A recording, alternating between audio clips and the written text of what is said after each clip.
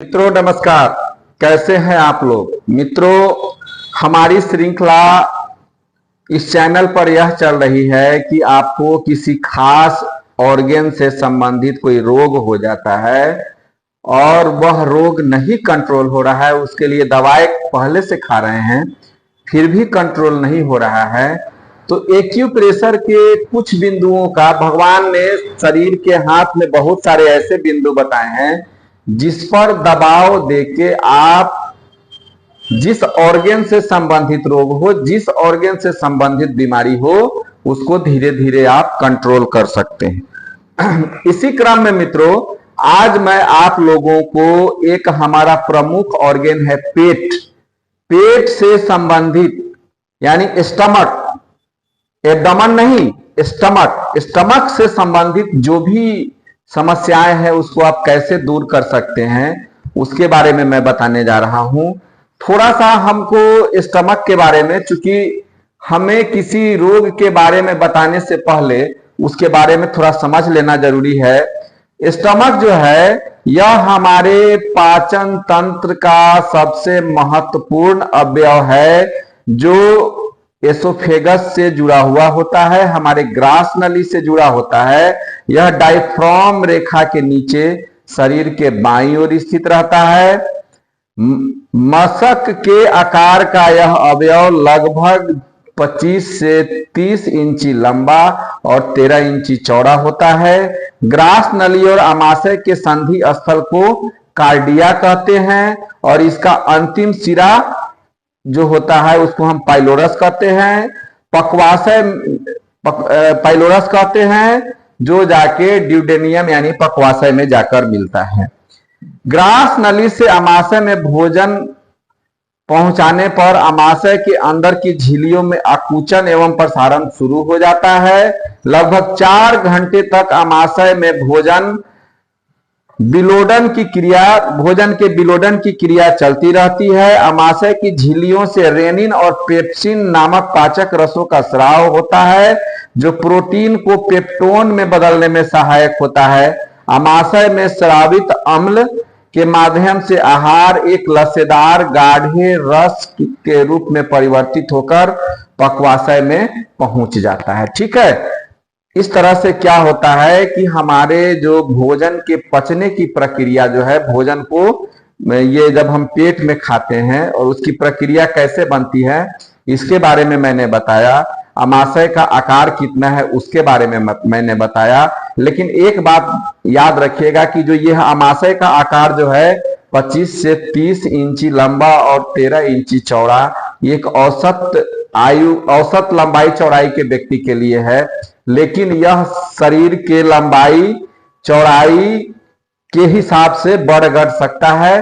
ठीक है, ये इसके फिक्स लंबाई का जो एक स्टैंडर्ड पैमाना बताया गया है उसके बारे में बताया गया है कि ये 25 से 30 इंची लंबा और 13 इंची चौड़ा होता है। ठीक है, पेट जो है हमारा, अगर आप एक्यूप्रेशर के सिद्धांत के हिसाब से चलेंगे तो यह हमारे पृथ्वी तत्व के अंदर आता है, अर्थ एलिमेंट के अंदर आता है। पेट हमारा यांग ऑर्गन है और इसका इन ऑर्गन जो है वह स्प्लीन है, यानी कि पेट और स्प्लीन में हमारा अनुन्याश्रय संबंध है। अगर हम आम भाषा में बात करें तो स्प्लीन को अगर सिद्धांत के हिसाब से चले तो स्प्लीन स्टमक का हस्बैंड माना जाता है, स्टमक जो है वह स्प्लीन की वाइफ मानी जाती है। ठीक है, अब क्या है कि स्टमक जो है, stomach is the son of spinal cord and ये क्या स्मॉल इंस्टेटाइन, यह जो है स्मॉल इंस्टेटाइन और स्पाइनल कॉर्ड का बेटा माना जाता है। ठीक है, और stomach is the mother of large intestine, यह लार्ज इंस्टेटाइन का मां कहा जाता है। स्टमक को जो कंट्रोल करने वाला जो एलिमेंट है वह हमारा गॉल ब्लैडर है। गॉल ब्लैडर स्टमक को कंट्रोल करता है, यानी कि एक अगर स्टमक की ऊर्जा असंतुलित हो जाए तो उससे हमारे स्पाइनल कॉर्ड की ऊर्जा असंतुलित हो सकती है, हमारे स्मॉल इंस्टेटाइन की ऊर्जा असंतुलित हो सकती है, हमारे लार्ज इंस्टेटाइन की ऊर्जा असंतुलित हो सकती है और हमारे गॉल ब्लैडर की ऊर्जा असंतुलित हो सकती है। इसके अलावा हमारे यूरिनरी ब्लैडर को, चूंकि यूरिनरी ब्लैडर को हमारा स्टमक कंट्रोल करता है, उसकी ऊर्जा असंतुलित हो सकती है। समझिए कि स्टमक हमारा कितना महत्वपूर्ण अंग है। सबसे पहला महत्वपूर्ण इसलिए है कि हम जो भी भोजन करते हैं हमारे ग्रास नली के माध्यम से स्टमक में जाता है, वहां पर पहला पाचन का, भोजन को मथने की प्रक्रिया उसमें होती है, और जब वो पचने लायक हो जाता है तो उसको ड्यूडेनम की ओर बढ़ा देता है। समझिए कि ये उसका जो मैकेनिज्म है वह है। लेकिन अगर इससे संबंधित ऑर्गेन जो जुड़े हुए हैं, किससे क्या ऑर्गेन जुड़े हुए हैं, अगर मैंने जो बात बताया है उसको ध्यान से, अगर आप जो एक्यूप्रेशर जानते हैं वह इसके बारे में अच्छी तरह जानते हैं। स्प्लीन से संबंधित जितने रोग हैं वह स्टमक से भी संबंधित रोग माने जाते हैं। इसके अलावा आपको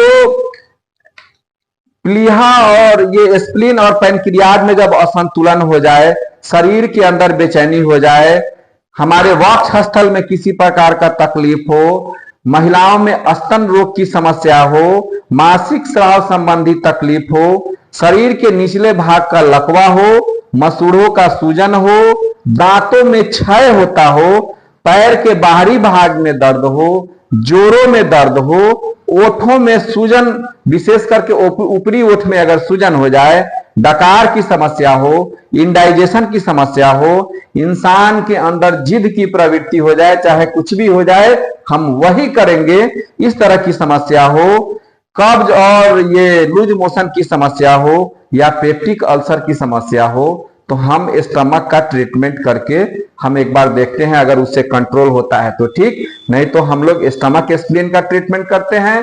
उससे भी नहीं होता है तो फिर हम एडवांस लेवल में एक्यूप्रेशर के बहुत सारे ऐसे बिंदु हैं जिसका प्रयोग करते हैं।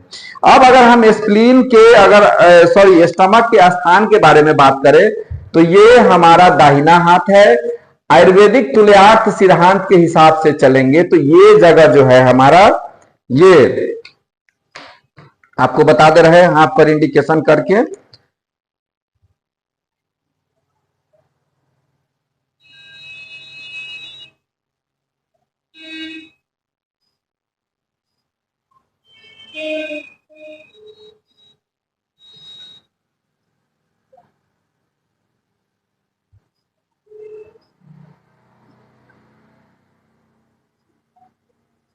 ये हमारा जगह जो है यह हमारा पेट का स्थान है, ठीक है ना, स्टमक का स्थान है।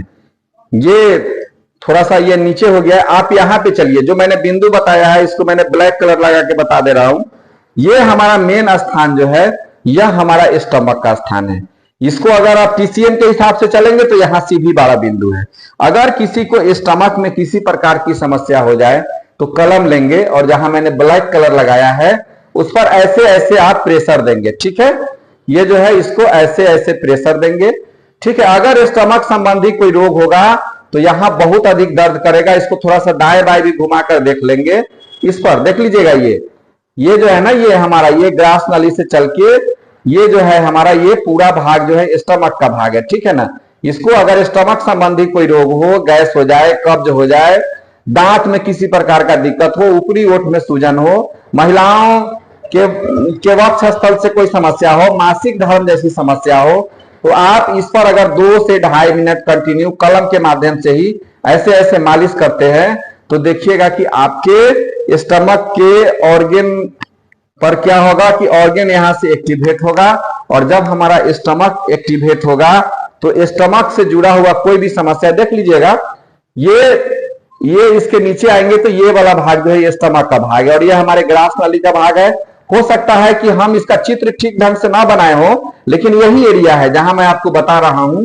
इस एरिया पर कलम घुमाएंगे आप तो स्टमक संबंधी कोई भी समस्याएं होगी तो यहां पर पेन करना शुरू करेगा। कंटिन्यू इस पर प्रेशर देंगे। इसको 2 मिनट अपने हाथ से भी ऐसे ऐसे थोड़ा सा हल्का हल्का हल्का हल्का 2 मिनट तक इसका अगर आप मालिश करते हैं, आप 3 घंटा 4 घंटा पर एक बार कर लेंगे तो आपका स्टमक धीरे धीरे मजबूत होना शुरू हो जाएगा। आप इसको करके देखिएगा। इससे मैंने जितने प्रकार के रोग बताए हैं वह रोग आपका कंट्रोल होना शुरू हो जाएगा। आप करके देखिए क्या आपको रिजल्ट मिलता है, आप हमको बताइएगा। जहां से मैं यह वीडियो बना रहा हूं वो वहां पे मैंने पंखा बंद कर दिया है, इसके चलते बहुत अधिक गर्मी हो गई है, थोड़ा सफोकेशन जैसा माहौल लग रहा है, पसीना उसीना ज्यादा आ रहा है। इसको बुरा अर्थ में आप लोग नहीं लीजिएगा। मैं जो वस्तु स्थिति जो मैं मेन बात बता रहा हूं, इस पर अगर आप कंटिन्यू ट्रीटमेंट देते हैं तो आपके स्टमक से संबंधित जो समस्याएं हैं चली जाएगी। करके देखिए क्या रिजल्ट मिलता है, मुझे बताने की कृपा करेंगे या मैंने कमेंट में लिखने का कृपा करेंगे। और वीडियो अच्छा लगे तो इसको बहुत सारे ग्रुप में डालेंगे ताकि इससे अधिक से अधिक लोग लाभान्वित हो सके। इन्हीं बातों के साथ जय हिंद, जय भारत।